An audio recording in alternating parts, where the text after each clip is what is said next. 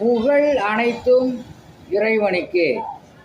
வீடுகளை கட்டி கொடுத்து மனிதர்களை வாழ வைக்கக்கூடிய வல்ல இறைவனை போற்றி புகழ்ந்து, நமது தலைவர் நபி ஸல்லல்லாஹு அலைஹி வஸல்லம் அவர்களுடைய துவா பரக்கத்தினாலும் யூடியூப் நண்பர்களுக்கும் ஃபேஸ்புக் நண்பர்களுக்கும் அஸ்ஸலாமு அலைக்கும் வரஹ்மத்துல்லாஹி வபரகாத்து உங்கள் மீது சாந்தியும் சமாதானமும் உண்டாகட்டும்.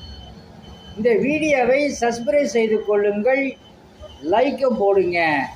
அல்லாஹ் சுப்ஹானஹு வ தஆலா உங்களுக்கு சகல விதமான பாக்கியங்களை கொடுப்பானார். சில பாலடைந்த வீடுகள் சொல்லும் அங்கு வாழ்ந்தவர்களின் நல்ல மனிதனை பற்றி.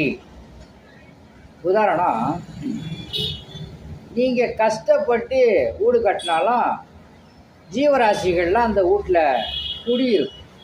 எலி சொல்லும் என் வீடு, பூனை சொல்லும் என் வீடு, இந்த மாதிரி பறவைகள், பூமியில் ஊந்து செல்லக்கூடிய உயிரினங்கள் எல்லாமே இது என் வீடு அப்படின்னு சொல்லும்.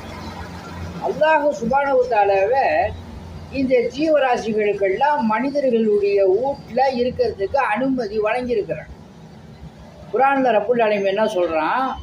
தேனீக்களுக்கு மலைகளிலும் மரங்களிலும் மனிதர்கள் கட்டப்பட்ட வீடுகளிலும் உங்களுடைய கூடுகளை அமைத்து கொள்ளுங்கள் அப்படின்னு சொல்லி அல்லாஹ் சுப்ஹானஹு வ தஆலா தேனீக்களுக்கு சொல்கிறான். ஒரு சில வசனங்களை ரப்புல் ஆலமீன் என்ன சொல்கிறான்னா, தேவையில்லாமல் எந்த உயிரினத்தையும் கொல்லக்கூடாது அப்படின்னு சொல்லி ரப்புல் ஆலமீன் கட்டளை இடுகின்றார். அல்லாஹ் சுப்ஹானஹு வ தஆலா உங்களுக்கும் எனக்கும் பாவங்களை மன்னித்து சொர்க்கலோகத்தை அருள் புரிவானாக என்று சொல்லி எனது சிறிய உரையை முடிக்கின்றேன். வாஹிரு தஅவானா அல்ஹம்துலில்லாஹி ரப்பில் ஆலமீன். அஸ்ஸலாமு அலைக்கும்.